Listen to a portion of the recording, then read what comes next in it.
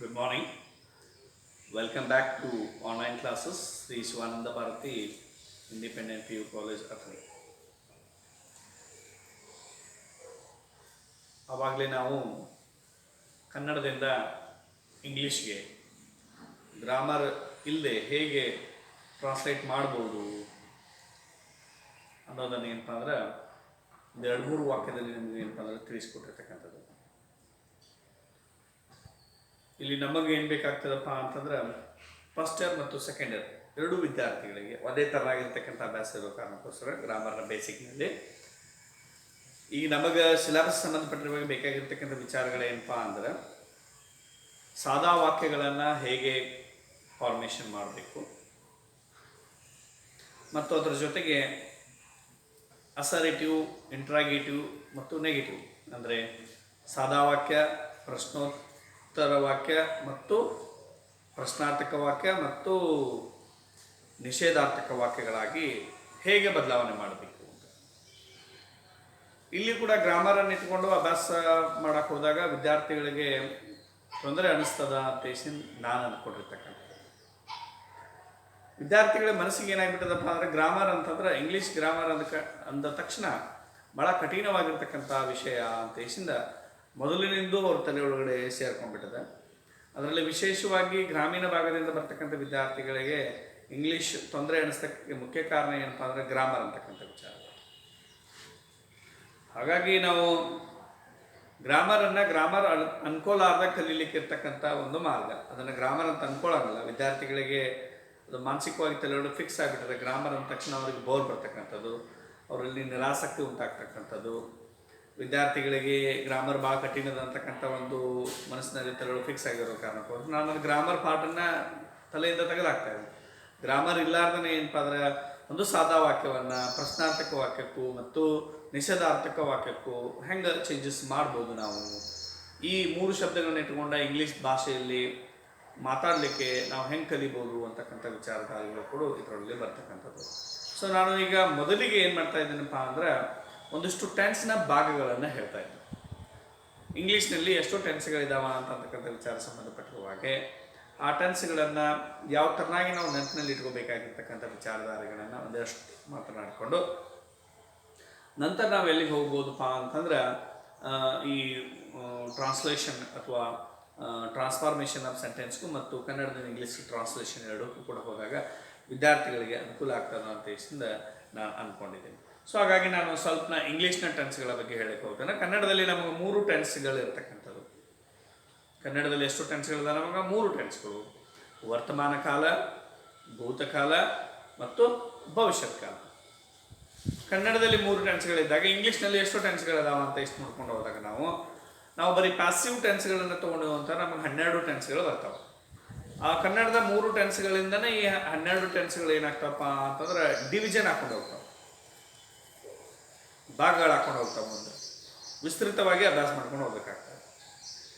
ನಮಗೆ ಇಂಗ್ಲೀಷ್ ಶಿಕ್ಷಕರಿಗೂ ಮತ್ತು ವಿದ್ಯಾರ್ಥಿಗಳಿಗೂ ಈ ಇಂಗ್ಲೀಷ್ ನಮಗೆ ಬೋಧಿಸ್ಲಿಕ್ಕೆ ಮತ್ತು ವಿದ್ಯಾರ್ಥಿಗಳಿಗೆ ಕಲೀಲಿಕ್ಕೆ ಟೆನ್ಸಲ್ಲಿ ಅತಿ ದೊಡ್ಡ ಸಮಸ್ಯೆ ಆಗ್ತಕ್ಕಂಥದ್ದು ಏನಪ್ಪ ಅಂತಂದ್ರೆ ಕನ್ನಡದಲ್ಲಿ 3 ಟೆನ್ಸ್ಗಳಿದಾವೆ. ನಾವು ಮಾತೃಭಾಷೆ ಕನ್ನಡದ ನಮಗೆ 3 ಟೆನ್ಸ್ ಗೊತ್ತಿದಾವೆ.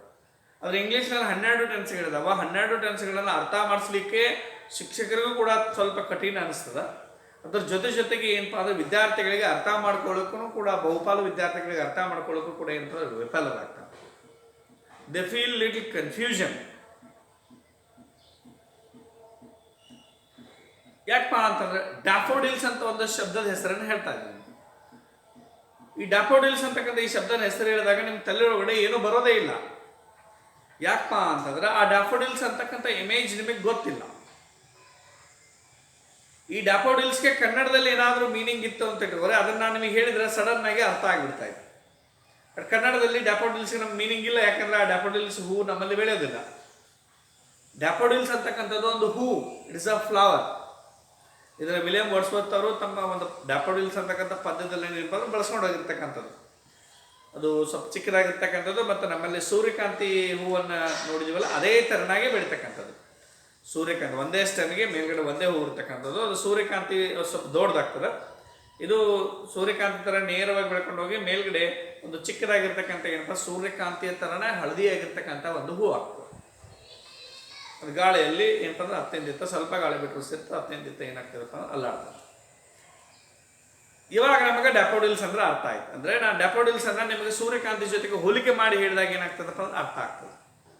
ಅಂದ್ರೆ ಯಾವುದೇ ಒಂದು ಇಂಗ್ಲಿಷ್ನ ಶಬ್ದವನ್ನ ನಾವು ಏನ್ ಮಾಡ್ಬೇಕಾಗ್ತದೆ, ಕನ್ನಡದ ಮತ್ತೊಂದು ಶಬ್ದದ ಜೊತೆಗೆ ಹೋಲಿಕೆ ಮಾಡ್ಕೊಂಡು ಹೋದಾಗ ಮಾತ್ರ ನಮ್ಮ ವಿದ್ಯಾರ್ಥಿಗಳಿಗೆ ಬೇಗನೆ ಅರ್ಥ ಆಗ್ತದೆ.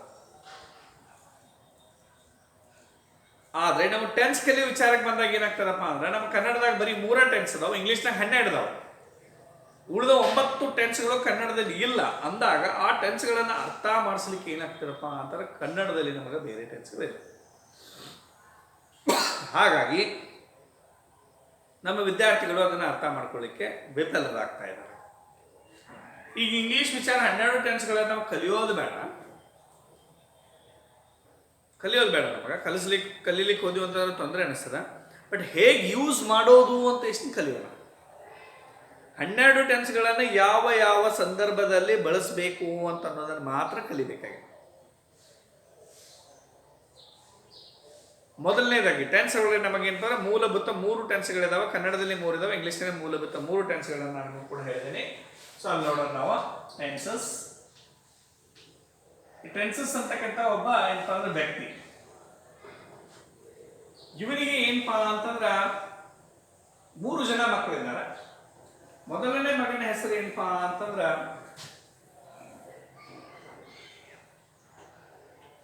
Present tense.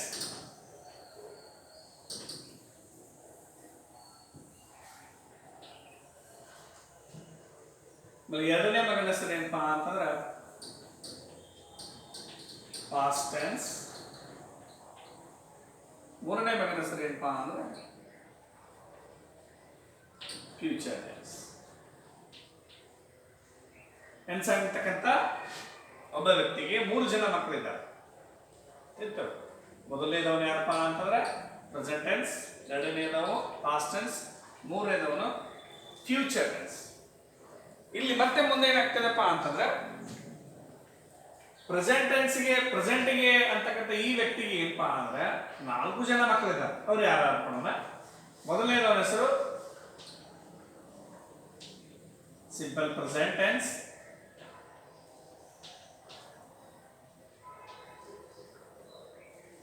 ಎರಡನೇದವ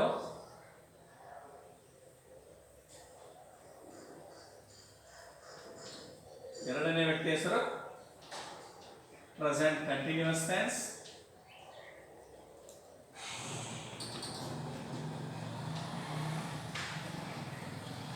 ಮೂರನೇದವರ ಹೆಸರು present perfect tense.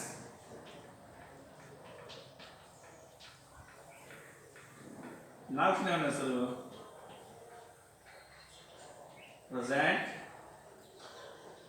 Perfect continuous tense. ಮೊದಲನೇ ಮಗನಿಗೆ 4 ಜನ ಮಕ್ಕಳಿದ್ದಾರೆ.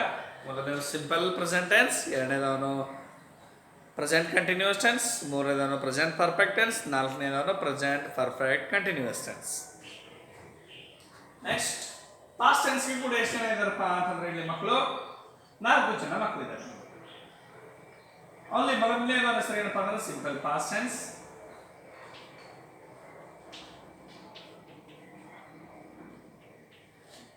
ಎರಡನೇದವನ ಹೆಸರು past continuous tense.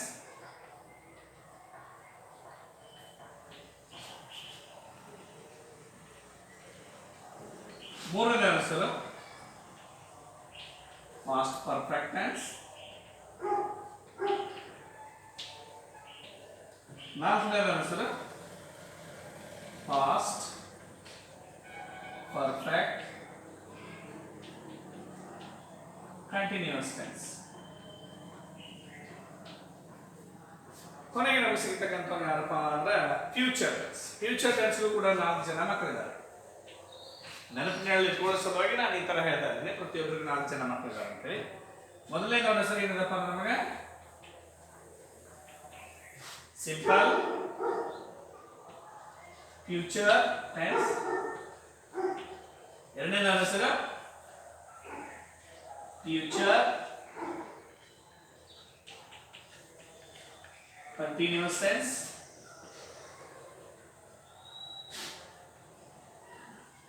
Future perfect tense, future perfect continuous tense. ಬರೀ ತಮ್ಮ ತಮ್ಮ ಅಡ್ಡನಾಮಗಳು ಮಾತ್ರ ಬದಲಿದಾವೆ, ಎಲ್ಲ ಮಕ್ಕಳ ಹೆಸರು ಕೂಡ ಒಂದೇ ತರನಾಗಿದ್ದಾವೆ. ಅವ್ರ ಅಜ್ಜನ ಹೆಸರು ಜೊತೆಗೆ ಟೆನ್ಸ್ ಜೊತೆಗೆ ಬಂದಿರ್ತಕ್ಕಂಥದ್ದು. ಸೊ ನಮಗೆ ಇಲ್ಲಿ 12 ಟೆನ್ಸ್ಗಳನ್ನು, ಅಂದರೆ ಒಬ್ಬ ಟೆನ್ಸ್ಗೆ 3 ಜನ ಮಕ್ಕಳಿದ್ದಾರೆ. ಅವರು present tense, past tense, future tense. ಪ್ರತಿಯೊಬ್ಬ ಮಗನಿಗೂ ಕೂಡ 4 ಜನ ಮತ್ತೆ ಮಕ್ಕಳಿದ್ದಾರೆ. ಅಂದರೆ ಟೆನ್ಸ್ಗೆ 4 ಜನ ಮೊಮ್ಮಕ್ಕಳಿದ್ದಾರೆ. ಪ್ರೆಸೆಂಟ್ ಟೆನ್ಸಲ್ಲಿ simple present tense, present continuous tense, present perfect tense, present perfect continue. ಅದೇ ಥರನಾಗಿ ಸೇಮ್ ಪಾಸ್ಟ್ ಟೆನ್ಸ್ಗೂ ಇದ್ದಾರೆ ಮತ್ತು ಫ್ಯೂಚರ್ ಟೆನ್ಸ್ಗೂ 4 ಜನ ಏನಪ್ಪ ಅಂದ್ರೆ ಮಕ್ಕಳಿದ್ದಾರೆ. ಒಟ್ಟು ಏನಪ್ಪ ಅಂದ್ರೆ ಇಲ್ಲಿ ನಮಗೆ 12 ಜನ ಏನಪ್ಪ ಅಂದ್ರೆ ಮೊಮ್ಮಕ್ಕಳನ್ನು ನೋಡ್ಕೊಂಡು ಹೋಗ್ತದೆ. ಅಂದರೆ 12 ಜನ ನಮಗೆ ಟೆನ್ಸಸ್ಗಳನ್ನು ಅಭ್ಯಾಸ ಮಾಡ್ತಾ ಇದ್ದೀವಿ. ಸೊ ಈ ಟೆನ್ಸಸ್ಗಳಿಗೆ ನಾವು ಒಂದಿಷ್ಟು ಫಾರ್ಮುಲಾಗಳನ್ನು ಕೊಡ್ತಾ ಇದ್ದೀವಿ. ಗ್ರಾಮರ್ ಅಂತ ಅನ್ಕೊಳ್ಳಾರ್ದೇ ಈ ಫಾರ್ಮುಲಾಗಳನ್ನು ಒಂದಿಷ್ಟು ನೆನಪಿಟ್ಕೊಂಡು ನಿಂತಿಟ್ಟು ನಮಗೆ ಏನಾಗ್ತದಪ್ಪ ಅಂದ್ರೆ ಟೆನ್ಸ್ಗಳನ್ನು ಅರ್ಥ ಮಾಡ್ಕೊಳ್ಳಿಕ್ಕೆ ಭಾಳ ಸುಲಭ ಆಗ್ತಕ್ಕಂಥದ್ದು. ಆ ಫಾರ್ಮುಲಾಗಳನ್ನು ನಾನು ನಿಮ್ಮ ಮುಂದೆ ಇಡ್ತಾ ಇದ್ದೀನಿ.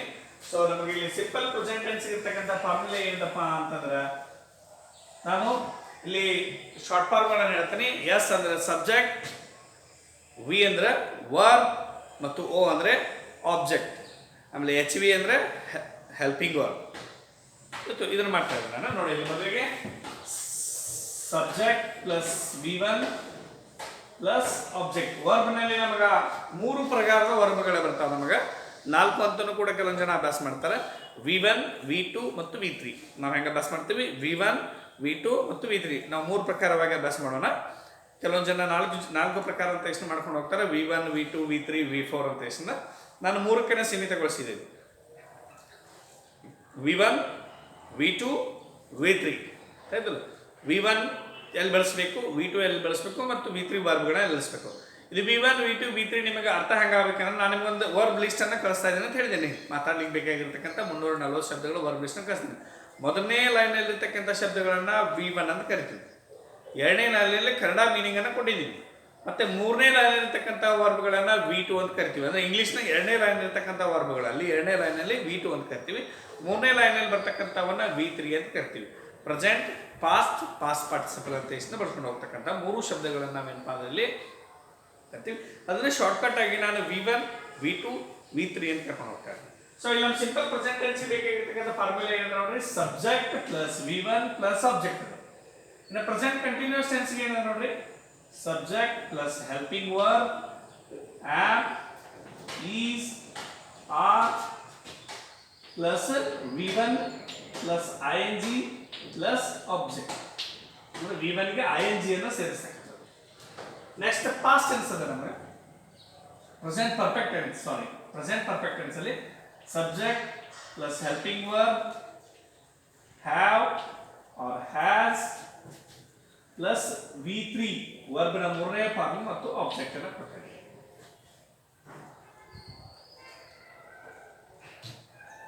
ಒಂದು ನಿಮಿಷ, ವಿದ್ಯಾರ್ಥಿಗಳ ಅನುಕೂಲಕ್ಕಾಗಿ ನಾನು ಒಂದಿಷ್ಟು ಕಲರ್ ಅನ್ನು ಚೇಂಜ್ ಮಾಡ್ಬೇಕು ಅನ್ಕೊಂಡಿದ್ದೀನಿ, ಫಾರ್ಮುಲಾ ಕಲರ್ಗಳನ್ನ. ಸೊ ಇದು ಸಲ ಪ್ರೆಸೆಂಟ್ ಪರ್ಫೆಕ್ಟ್ ಕಂಟಿನ್ಯೂಸ್ ಟೆನ್ಸ್ ಅದ ನಮಗೆ. ಇಲ್ಲಿ ನೋಡ್ರಿ ಫಾರ್ಮುಲಾ ಏನು ಬರ್ತದೆ ನಮಗೆ, subject plus helping verb plus have or has plus been plus V1 plus ING plus object. Formula ಹೆಂಗೆ ನೆನಪಿಟ್ಕೋಬೇಕಂದ್ರೆ subject plus V1 plus object ಎಲ್ಲರಿಗೂ ಅದ. Subject plus V1 plus subject all the 12 tense ಒಳಗಡೆ ಬಂದಿರ್ತಕ್ಕಂಥದ್ದು.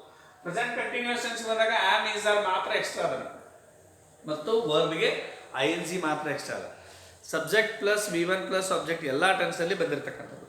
ಇನ್ನು present perfect ಟೆನ್ಸಲ್ಲಿ subject plus V1 ಬದಲಿಗೆ V3 ಹಾಕಿದ್ದಾರೆ object. Extra ಏನದ ಅಂದ್ರಪ್ಪ ನಮಗೆ ಬರೀ ಹ್ಯಾವ್ ಆರ್ ಹ್ಯಾಸ್ ಮಾತ್ರ ಎಕ್ಸ್ಟ್ರಾ.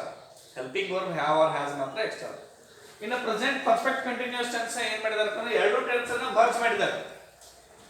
ಪ್ರೆಸೆಂಟ್ ಕಂಟಿನ್ಯೂಸ್ ಟೆನ್ಸ್ ಮತ್ತು ಪ್ರೆಸೆಂಟ್ ಪರ್ಫೆಕ್ಟ್ ಟೆನ್ಸ್ ಅನ್ನು ಅರ್ಧ ಮರ್ಜ್ ಮಾಡಿದ್ದಾರೆ. ನೋಡ್ರಿ ಅರ್ಧ present perfect tense present continuous tense formula subject plus helping verb have or has ಇಲ್ಲಿ ತನಕ ಪ್ರೆಸೆಂಟ್ ಪರ್ಫೆಕ್ಟ್ ಟೆನ್ಸ್ ಗೆ. ಆಮೇಲೆ ಕಂಟಿನ್ಯೂಸ್ ಟೆನ್ಸ್ ನೋಡ್ರಿ V1 plus ing plus subject. Present ಅದ ಪರ್ಫೆಕ್ಟ್ ನ ಅರ್ಧ ಭಾಗ ಹ್ಯಾವ್ ಆರ್ ಹ್ಯಾಸ್ ಅರ್ಧ ಭಾಗ ಅಂತ ಹೇಳಿದ್ರೆ ಕಂಟಿನ್ಯೂಸ್ ಹೇಳಿದ್ರೆ ಕಂಟಿನ್ಯೂಸ್ ನ ಕೊನೆ ಮೊದಲ ಅರ್ಧ ಭಾಗ ಕೊನೆ ಅರ್ಧ ಭಾಗ V1 plus ing plus subject V1 plus ing.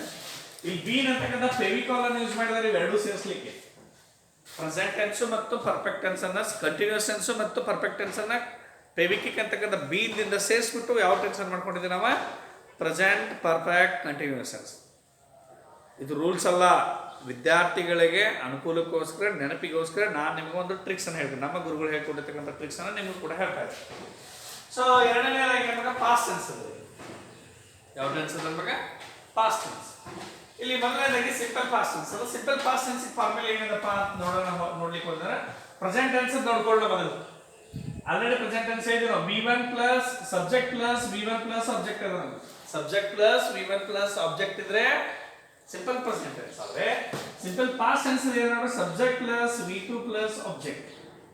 ಇಲ್ಲಿ ಸಿಂಪಲ್ ಪ್ರೆಸೆಂಟ್ ಟೆನ್ಸ್ ಗೂ ಪಾಸ್ಟ್ ಟೆನ್ಸ್ ಗೂ ಏನು ವ್ಯತ್ಯಾಸ ಇದಪ್ಪ ಅಂದ್ರೆ ಸಿಂಪಲ್ ಪ್ರೆಸೆಂಟ್ ಟೆನ್ಸ್ ಅಲ್ಲಿ V1 ವರ್ಬ್ ಯೂಸ್ ಮಾಡಿದೀವಿ, ಸಿಂಪಲ್ ಪಾಸ್ಟ್ ಟೆನ್ಸ್ ಅಲ್ಲಿ V2 ವರ್ಬ್ ಅನ್ನು ಯೂಸ್ ಮಾಡ್ತಾ ಇದೀವಿ. ಲಕ್ಷ್ಯ ಕೊಟ್ಟು ಕೇಳಬೇಕು ವಿದ್ಯಾರ್ಥಿಗಳು. ಸಿಂಪಲ್ ಪಾಸ್ಟ್ ಟೆನ್ಸ್ ಅಲ್ಲಿ V2 ವರ್ಬ್ ಅನ್ನು ಯೂಸ್ ಮಾಡ್ತಾ ಇದೀವಿ, ಸಿಂಪಲ್ ಪ್ರೆಸೆಂಟ್ ಟೆನ್ಸ್ ಅಲ್ಲಿ V1 ಫಾರ್ಮ್ ಆಫ್ ವರ್ಬ್ ಇತ್ತು. ಸೊ ನೆಕ್ಸ್ಟ್ ನಾನು present continuous tense past continuous tense ಹೋಗ್ತಾ ಇದ್ದೀನಿ ನೋಡ್ರಿ. ಇಲ್ಲಿ subject plus helping verb was or were ಅಲ್ಲಿ ಆಮ್ ಈಸ್ ಆರ್ ಯೂಸ್ ಮಾಡಿದ್ದೀವಿ, ಇಲ್ಲಿ ವಾಸ್ ಆರ್ ವೇರ್ ಯೂಸ್ ಮಾಡ್ತಾ ಇದೀವಿ. ಪ್ರೆಸೆಂಟ್ ಕಂಟಿನ್ಯೂಸ್ ಟೆನ್ಸ್ ಅಲ್ಲಿ ಆಮ್ ಈಸ್ ಆರ್ ಯೂಸ್ ಮಾಡಿದ್ವಿ. ಇಲ್ಲಿ ಪಾಸ್ಟ್ ಕಂಟಿನ್ಯೂಸ್ ಟೆನ್ಸ್ ಅಲ್ಲಿ ವಾಸ್ ಆರ್ ವೇರ್ ಅನ್ನ ಯೂಸ್ ಮಾಡ್ತಾ ಇದೀವಿ. ಉಳಿದಿದ್ದೆಲ್ಲ ಸೇಮ್ ಬರ್ತದೆ, ಅದ same plus V1 plus ing plus object same. ಇನ್ನ ಪ್ರೆಸೆಂಟ್ ಪಾಸ್ಟ್ ಪರ್ಫೆಕ್ಟ್ ಟೆನ್ಸ್ ಹೋಗ್ತಾ ಇದೀನಿ. ಅದು ಫಾರ್ಮುಲಾ ಏನಿದೆ ನೋಡ್ರಿ ಸಬ್ಜೆಕ್ಟ್ ಪ್ಲಸ್ ಹೆಲ್ಪಿಂಗ್ ವರ್ಬ್. ಅಲ್ಲಿ ಪ್ರೆಸೆಂಟ್ ಪರ್ಫೆಕ್ಟ್ ಅಲ್ಲಿ ಹ್ಯಾವ್ ಆರ್ ಹ್ಯಾಸ್ ಅಂತಕ್ಕಂಥ ಎರಡು ಹೆಲ್ಪಿಂಗ್ ವರ್ಬ್ ಗಳನ್ನು ಯೂಸ್ ಮಾಡಿದ್ದೀವಿ ನಾವು. ಸೊ ನಾನು ಇಲ್ಲಿ ಬಂದು ಏನ್ ಮಾಡ್ತಿದ್ದೀವಿ ಅಂದ್ರೆ ಪಾಸ್ಟ್ ಪರ್ಫೆಕ್ಟ್ ಟೆನ್ಸ್ ಅಲ್ಲಿ ನಮಗೆ ಒಂದೇ ಹೆಲ್ಪಿಂಗ್ ವರ್ಬ್ ಅದೇ ಏನಪ್ಪ ಅಂದ್ರೆ ಹ್ಯಾಡ್, ಜಸ್ಟ್ ಹ್ಯಾಡ್ ಒಂದೇ helping verb. Subject plus helping verb had verb ಏನಾಗ್ತದೆ ಅಂದ್ರೆ V3 plus object same. Present perfect tense ಗೂ ಮತ್ತು ಪಾಸ್ಟ್ ಪರ್ಫೆಕ್ಟ್ ಟೆನ್ಸ್ ಗೂ ವ್ಯತ್ಯಾಸ ಏನಂದ್ರೆ ಬರೀ ಹೆಲ್ಪಿಂಗ್ ವರ್ಬ್ ಮಾತ್ರ. ಅಲ್ಲಿ ಹ್ಯಾವ್ ಆರ್ ಹ್ಯಾಸ್ ಯೂಸ್ ಮಾಡಿದೀವಿ, ಮತ್ತೆ ಇಲ್ಲಿ ಏನ್ ಮಾಡ್ಬೇಕಾಗಿದೆ ನಮಗೆ ಬರೀ ಹ್ಯಾಡ್ ಅನ್ನ ಯೂಸ್ ಮಾಡಬೇಕಾಗಿದೆ. ಸೊ ನೆಕ್ಸ್ಟ್ ಮುಂದಕ್ಕೆ ಹೋಗಿ ನಾವು ಏನಂತ ಪಾಸ್ಟ್ ಪರ್ಫೆಕ್ಟ್ ಕಂಟಿನ್ಯೂಸ್ ಟೆನ್ಸ್ ಹೋಗ್ತಾ ಇದೀನಿ. ಇದ್ರ ಫಾರ್ಮುಲಾ ಏನಿದೆಪ್ಪ ಅಂತಂದ್ರೆ subject plus helping verb had plus been ಅಂತಕ್ಕಂಥ ಫೆವಿಕಾಲ್ ಅನ್ನು ಯೂಸ್ ಮಾಡಿದೀವಿ plus V1 plus ing plus object same. Present perfect continuous tense ಗೂ ಮತ್ತು ಪಾಸ್ಟ್ ಪರ್ಫೆಕ್ಟ್ ಕಂಟಿನ್ಯೂಸ್ ಟೆನ್ಸ್ ಗೂ ಬರೀ ಹ್ಯಾಡ್ ಮಾತ್ರ ವ್ಯತ್ಯಾಸ ಅದ. ಅಲ್ಲಿ ಹ್ಯಾವ್ ಆರ್ ಹ್ಯಾಸ್ ಯೂಸ್ ಮಾಡಿದೀವಿ, ಇಲ್ಲಿ ಹ್ಯಾಡ್ ಅನ್ನ ಯೂಸ್ ಮಾಡ್ತಾ ಇದ್ದೀವಿ. ಲಕ್ಷ್ಯ ಮಾಡಿ ನೋಡ್ಬೇಕು ವಿದ್ಯಾರ್ಥಿಗಳು. ಸೊ ನೆಕ್ಸ್ಟ್ ನಮಗೆ ಬರ್ತಕ್ಕಂಥದ್ದು ಯಾವಪ್ಪ ಅಂದ್ರೆ ಫ್ಯೂಚರ್ ಟೆನ್ಸ್. ಫ್ಯೂಚರ್ ಟೆನ್ಸ್ ಅಂದ್ರೆ ಸಿಂಪಲ್ ಫ್ಯೂಚರ್ ಟೆನ್ಸ್ ಫಾರ್ಮುಲಾ ಏನಿದೆ ನೋಡ್ರಿ subject plus helping verb shall or will. ಮತ್ತೆ ಇಲ್ಲಿ same V1 plus object. Simple present tense ಗೂ ಇದಕ್ಕೂ ಕಂಪೇರ್ ಮಾಡಿದ್ರೆ ಏನ್ ಡಿಫರೆನ್ಸ್ ಅದಪ್ಪ ಅಂದ್ರೆ ಸಿಂಪಲ್ ಪ್ರೆಸೆಂಟ್ ಟೆನ್ಸ್ ಅಂದ್ರೆ subject plus V1 plus object. ಇದೇ same tense subject plus V1 plus object ಗೆ ಏನ್ ಸೇರಿಸಿದಾರಪ್ಪ ಅಂದ್ರೆ ಅವರು ಶಾಲ್ ಆರ್ ವಿಲ್ ಸೇರಿಸಿದಾರ. ಏನ್ ಸೇರಿಸಿದಾರ shall or will. Subject plus helping verb shall or will plus V1 plus object ಏನಾಗ್ತದಪ್ಪ ನಮಗೆ ಫ್ಯೂಚರ್ ಟೆನ್ಸ್ ಆಗ್ತಕ್ಕಂಥದ್ದು. ಸೊ ನೆಕ್ಸ್ಟ್ ನಮಗೆ ಯಾವ್ದು ಬೇಕಾಗಿದೆಪ್ಪ ಅಂತಂದ್ರೆ ಇವಾಗ future continuous tense. Future continuous tense ಹೋದಾಗ ನಮಗೆ ನೋಡ್ರಿ subject plus helping verb shall or will plus be plus V1 plus ing plus object. ಅಲ್ಲಿ ಬಿ ಸೇರಿಸಿ V1 ಗೆ ing ಅನ್ನು ಹಾಕೊಂಡಿದ್ದೇವೆ ಸೇರಿಸಿ. ನೆಕ್ಸ್ಟ್ ಫ್ಯೂಚರ್ ಪರ್ಫೆಕ್ಟ್ ಟೆನ್ಸ್ ಹೋದ್ರು ಅಂತ ಇಟ್ಕೊಳ್ಳಿ subject plus helping verb shall or will plus have plus V3 plus object. Future perfect continuous tense ಹೋದಾಗ ನಮಗೆ ಏನಾಗ್ತದೆ ನೋಡಿ subject plus helping verb shall or will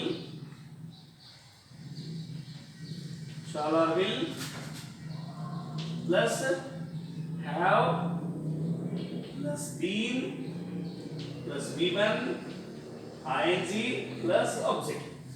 same thing present ಮತ್ತು ಪಾಸ್ಟ್ಗೆ ಏನು ಮಾಡಿದ್ರೆ ಅದೇ ಥರ. ಇವು ನಮಗೇನಪ್ಪ ಅಂದ್ರೆ 12 ಟೆನ್ಸ್ನ ಫಾರ್ಮುಲಾಗಳನ್ನು ನಮಗೆ ಕೊಟ್ಟಿರ್ತಕ್ಕಂಥದ್ದು. ಒಂದ್ಸಲ ಹೇಳ್ತೀನಿ ನೋಡ್ರಿ, ಎಲ್ಲರೂ ಲಕ್ಷ ಕೊಟ್ಟರೆ ಇದನ್ನು ಬೈಪಾಟ್ ಹೇಗೆ ಮಾಡಿರ್ಕೋಬೇಕು ಅಂದ್ರೆ ಜೋರಾಗಿ ಸೌಂಡ್ ಮಾಡೋದ್ರ ಮೂಲಕ ಬೆಳಗ್ಗೆ ಎದ್ದ ತಕ್ಷಣ ನೀವು ನೋಡ್ಕೊಂಡು ಪ್ರಾಕ್ಟೀಸ್ ಮಾಡಿದ್ರಿ ಅಂತ ಇಟ್ಕೋರಿ, ನಮಗೆ ಬೈಪಾಟಿಗೆ ಬರ್ತದೆ. ನಾವು ಇದನ್ನು ಮನಸ್ಸಿನಲ್ಲೇ ಅಂದ್ಕೊಂಡೇವೆ ಅಂತ ಇಟ್ಕೋರಿ, ಬೈಪಾಟಿಗೆ ಬರೋದಿಲ್ಲ, ನೆನಪಿಗೆ ಬರೋದಿಲ್ಲ. ದಯವಿಟ್ಟು ಮನಸ್ಸಿನಲ್ಲಿ ಇಟ್ಕೊಳ್ಳೋದನ್ನು ಜೋರಾಗಿ ಸೌಂಡ್ ಮಾಡಿ ಬೆಳಗ್ಗೆ it is best time. Morning is the best time. Early morning ಬೆಳಗ್ಗೆ ಎದ್ದ ತಕ್ಷಣ ಬಾಜುದಲ್ಲಿ ನೀವು ಎದ್ದ ತಕ್ಷಣ ಈ ಬುಕ್ಸನ್ನು ಇಟ್ಕೊಂಡು ಏನಂದ್ರೆ ಓದ್ಲಿಕ್ಕೆ ಪ್ರಾರಂಭ ಮಾಡಬೇಕು. ಇದು ನನ್ನ ಅನುಭವವನ್ನು ಹೇಳ್ತಾ ಇದ್ದಾರೆ. ತದನಂತರ ನಿಮ್ಮ ಅನುಕೂಲ ಆದಾಗ ಮಾಡ್ಬೋದು. ಒಂದು ವೇಳೆ ನಿಮ್ಗೆ ಏನೇ ಪ್ರಯತ್ನ ಪಟ್ಟರು ಬಾಯ್ಪಾಟ್ ಆಗಲಿಲ್ಲ ಅಂತಂದ್ರೆ ನಾನು ಹೇಳ್ತಾ ಇದ್ದೀನಿ, ಬೆಳಗ್ಗೆ ಎದ್ದ ತಕ್ಷಣ ರಾತ್ರಿ ಮಲ್ಗುವಾಗ ನಿಮ್ಮ ಪಕ್ಕದಲ್ಲೇ ಇಟ್ಕೊಂಡು ಮಲ್ಕೊಂಡಿರ್ಬೇಕು. ಬೆಳಗ್ಗೆ ಎದ್ದ ತಕ್ಷಣ ಈ ಬುಕ್ಸನ್ನು ತೆಗೆದುಕೊಂಡು ಏನು ಮಾಡಿರಪ್ಪ ಅಂತಂದ್ರೆ ಒಂದಿಷ್ಟು ನೀರು ಕುಡಿದು ಈ ಬುಕ್ಸನ್ನು ತೆಗೆದುಕೊಂಡು ಏನು ಮಾಡಬೇಕಪ್ಪ ಅಂತಂದ್ರೆ ಜೋರಾಗಿ ಓದಬೇಕು. ಈಗ ಹೆಂಗೆ ಓದ್ತೀನಿ ನೋಡ್ರಿ, ಇದೇ ಥರ tenses: present tense, simple present tense, subject plus V1 plus object. Present continuous tense, subject plus helping verb am, is, are plus V1 plus ing plus object. Present perfect tense, subject plus helping verb have, has plus V3 plus object. Present perfect continuous tense, subject plus helping verb have or has plus been plus V1 plus ing plus object. Next past tense ಬರೋಣ. Present tense ಮುಗಿತು, past tense. Past tense, simple past tense, subject plus V2 plus object. Present continuous tense, past continuous tense, subject plus helping verb was or were plus V1 plus ing plus object. Next past perfect tense, subject plus helping verb had plus V3 plus object. Past perfect continuous tense, subject plus helping verb had plus been plus V1 plus ing plus object. Past tense ಮುಕ್ತಾಯಿತು. ಈಗ future tense. ಇಲ್ಲಿ ಬರೀ shawl R bill extra ಹೇಳ್ಕೊಂಡು ಬರ್ತದೆ. ಪ್ರೆಸೆಂಟ್ಗೂ ಮತ್ತು past compare ಮಾಡ್ಕೊಂಡು ಹೋದಾಗ ನೋಡಿ, simple future tense, subject plus helping verb shall or will plus V1 plus object. Future continuous tense, subject plus helping verb shall or will plus shall or will ಸೇರಿಸ್ಕೊಂಡ ನಂತರ ನಾವೇನು ಮಾಡ್ಕೋಬೇಕಾಗ್ತದಪ್ಪ ಅಂದ್ರೆ ಇಲ್ಲಿ ಹೆಲ್ಪಿಂಗ್ ವರ್ಬನ್ನು ಬಿ ಫಾರ್ಮನ್ನು ಸೇರಿಸ್ಕೋಬೇಕು. ಇನ್ನೊಂದ್ಸಲ ಆಯ್ತು ನೋಡ್ರಿ, simple future tense, subject plus helping verb shall or will plus be plus V1 plus ing plus object. Future perfect tense, subject plus helping verb shall or will plus have plus V3 plus object. Future perfect continuous tense, subject plus helping verb shall or will plus have plus been plus V1 plus ing plus object. ಇದು ನಮಗೆ ಏನಪ್ಪ ಅಂದ್ರೆ tense. ಇದನ್ನ ಒಂದು 4-5 ಸಲ ಏನಪ್ಪ ಅಂದ್ರೆ ಜೋರಾಗಿ ಅನ್ಕೊಂತ ಹೋಗ್ಬೇಕು. ನಂತರ ಏನಪ್ಪ ಅಂದ್ರೆ ಅದ್ರ ಮೇಲೆ ಕೈ ಇಟ್ಕೊಂಡು ಒಂದೊಂದು ನೆನಪು ಮಾಡ್ಕೊಂಡು ಬಂದಿರ್ತಾರೆ. ಒಂದು 5-6 ಅಟೆಂಪ್ಟ್ ಒಳಗಡೆ ಏನಾಗ್ತದೆ ನಮಗೆ ಟೆನ್ಸಸ್ಗಳು ಏನಾಗ್ತಪ್ಪ ಅಂದ್ರೆ ಸಂಪೂರ್ಣವಾಗಿ ಬೈಪೆಟ್ ಆಗ್ತದೆ. ಮೊದಲಿಗೆ ಪ್ರೆಸೆಂಟ್ ಟೆನ್ಸನ್ನು ಬೈಪೆಟ್ ಮಾಡಿರಿ, ನಂತರ ಅದನ್ನು ಪಾಸ್ಟ್ ಟೆನ್ಸನ್ನು ಬೈಪೆಟ್ ಮಾಡಿರಿ, ತದನಂತರ ಫ್ಯೂಚರ್ ಟೆನ್ಸನ್ನು ಬೈಪೆಟ್ ಮಾಡಿರಿ. ಬೈಪೆಟ್ ಮಾಡೋಕ್ಕಿಂತ ಮುಂಚಿತವಾಗಿ ಸಿಂಪಲ್ ಪ್ರೆಸೆಂಟ್ ಟೆನ್ಸ್ಗೂ ಮತ್ತು ಸಿಂಪಲ್ ಪಾಸ್ಟ್ ಟೆನ್ಸ್ಗೂ ಇರೋ ವ್ಯತ್ಯಾಸವನ್ನು ನೋಡ್ಕೊಡ್ರಿ. ಈಸಿಯಾಗಿ ನೆನಪಾಗ್ತದೆ. ಸಿಂಪಲ್ ಪ್ರೆಸೆಂಟ್ ಟೆನ್ಸ್ಗೂ ಮತ್ತು ಸಿಂಪಲ್ ಪಾಸ್ಟ್ ಟೆನ್ಸ್ಗೂ ವರ್ಬಲ್ಲಿ ಮಾತ್ರ ವ್ಯತ್ಯಾಸಗಳಿರ್ತಾವೆ. ಹೆಲ್ಪಿಂಗ್ ವರ್ಬಲ್ಲಿ ಮಾತ್ರ, ವರ್ಬ್ ಆ್ಯಂಡ್ ಹೆಲ್ಪಿಂಗ್ ವರ್ಬಲ್ಲಿ ಮಾತ್ರ ವ್ಯತ್ಯಾಸದ, ಉಳಿದಿದ್ದು ಫಾರ್ಮುಲಾ ಸೇಮ್ ಇರ್ತದೆ. ನಂತರ ಫ್ಯೂಚರ್ ಟೆನ್ಸನ್ನು ಕೂಡ ಅದೇ ಥರ ಮಾಡ್ಕೊಂಡು ಹೋಗ್ರಿ. ಸಿಂಪಲ್ ಪ್ರೆಸೆಂಟ್ ಜೊತೆಗೆ ಏನಪ್ಪ ಅಂದರೆ ಫ್ಯೂಚರ್ ಟೆನ್ಸನ್ನು ಕಂಪೇರ್ ಮಾಡಿರಿ. ಯಾವ್ದ್ರ ಜೊತೆಗೆ? ಸಿಂಪಲ್ ಪ್ರೆಸೆಂಟನ್ನು ಫ್ಯೂಚರ್ ಜೊತೆ ಕಂಪೇರ್ ಮಾಡ್ಕೊಂಡು ಹೋದಾಗ ನಮಗೆ ಅಲ್ಲಿ ಸಿಗ್ತಕ್ಕಂಥ ವ್ಯತ್ಯಾಸಗಳು ಏನಪ್ಪ ಅಂದ್ರೆ helping verb shall or will ಮಾತ್ರ ಏನಾಗ್ತದೆ ವ್ಯತ್ಯಾಸ ಇರ್ತದೆ. ಅದ್ರ ಜೊತೆಗೆ ಬಿ ಮತ್ತು ಬೀನನ್ನು ಸೇರಿಸಿದ್ದಾರೆ. ಹೆಲ್ಪಿಂಗ್ ವರ್ಬ್ ಮಾತ್ರ ಬದಲಾವಣೆ ಅದ ಮತ್ತು ಬಿ ಮತ್ತು ಬೀನನ್ನು ಸೇರಿಸ್ಕೊಂಡು ಏನಪ್ಪ ಅಂದರೆ ಫ್ಯೂಚರ್ ಟೆನ್ಸ್ಗಳನ್ನು ಕಂಪ್ಲೀಷನ್ ಮಾಡ್ಕೊಂಡಿರ್ತಾರೆ. ಸೊ ಹಾಗಾಗಿ ನೀವು ಯಾವುದೇ ಕನ್ಫ್ಯೂಷನ್ ಮಾಡ್ಕೊಳ್ಳಾರ್ದ ಎಲ್ಲ ಹೇಳಿರ್ತಕ್ಕಂಥ ರೂಲ್ಸನ್ನು ನೋಡ್ಕೊಂಡು ಏನು ಮಾಡಿರಪ್ಪ ಅಂತಂದ್ರೆ ನೀವು ಸರಿಯಾಗಿ ಅಭ್ಯಾಸ ಮಾಡಿದ್ದೆ ಆಯ್ತು ಅಂದ್ರೆ ನಿಮಗೆ ಏನಾಗ್ತದೆ ಭಾಳಷ್ಟು ಈಸಿಯಾಗಿ ಬೈಪೆಟ್ ಆಗ್ತದೆ.